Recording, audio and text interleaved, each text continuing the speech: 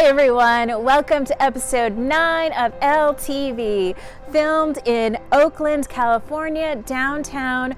I am at the corner of 20th and Telegraph in front of this beautiful mural. As you can see, it says, "We are the ones that we've been waiting for." Today's question was emailed to me by a current student who asked me this.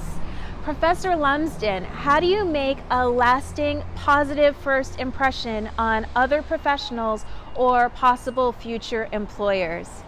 Every question that I am asked is a great question, and this is another subject that I could talk about probably for several episodes. However, today I will just say two things.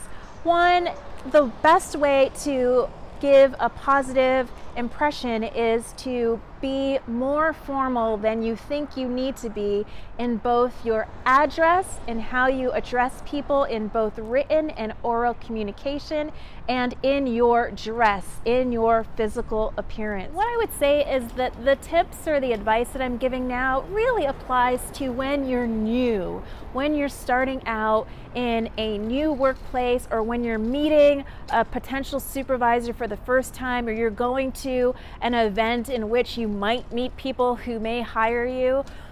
Over time, when you're in a workplace, yes, you can express your individuality and your personality. It's just that because first impressions matter so much, you just have to think about that when you are entering a new workspace. So what I would suggest to you, for example, if you're going on an interview, you want to aim for vanilla. You don't want to wear some bright red suit or crazy socks to show what kind of an individual you are. You can leave that for later. The point is to blend in, to try to look as if you fit in with the workplace. So for those of you who may feel like, oh, well, that means I'm never going to get a job because I have purple hair and a nose ring and visible tattoos, I'm not saying any of that. I'm just saying that to put a little thought into your personal dress when you are asking other people to pay you to work with them. So that just may mean that when you're standing in front of a mirror and you're getting dressed for an interview or for a professional event, that you take stock of your appearance and you ask yourself, how do I feel about this outfit? And if the thought crosses your mind, I wonder if I should change. It kind of seems like this might be too short or too low or too tight. Just go ahead and change. Don't ask for a second opinion. The thought that you paused means that other people will pause, and it's just better to be safe rather than sorry. You can be a little crazy or experiment a little bit more after you have the job and are paying your bills and can feed your family. Let's start with leggings. Leggings are not pants. And I have a former colleague who told me that she was supervising students who were working in a judge's chambers who wore leggings to the externship. Now, even if it's an externship or an internship or something less than a paid position, you still want to dress professionally. Even if you're a student and you don't have a ton of money, there are a million thrift stores and consignment stores out there. The thing that you want to be thinking is that people are judging you, whether they say so or not, and at all times. So you want to be careful about how you present yourself, because first impressions really count. I will tell you a personal story. In law school, I had these red sweatpants, huge, baggy, really comfortable sweatpants that I wore all of the time to law school, until a mentor of mine who was a 3L at the time was like, I don't ever want you to see you in those sweatpants at school again. And underlying that was not a hate for sweatpants in general, but just that she wanted me to be putting forward my best foot at all times.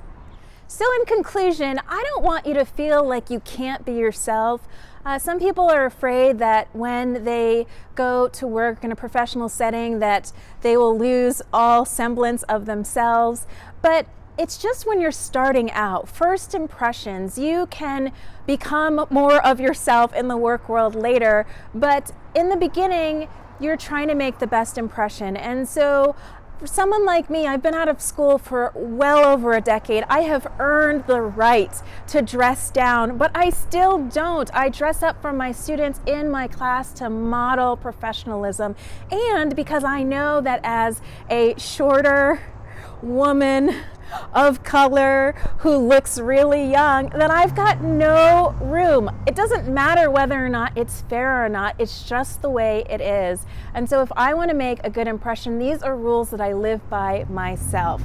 So again, I could talk about this all day long. I could talk about people not bringing up politics in the workplace. It doesn't matter if we are in a liberal hotbed of the Bay Area and you are conservative. One student said to me once, I really feel like I can't discuss my politics at work. And I wanted to say, you can't, especially when you're starting out. You know, first of all, politics in this fraught political atmosphere that we live in, really, you should not be bringing it up at work.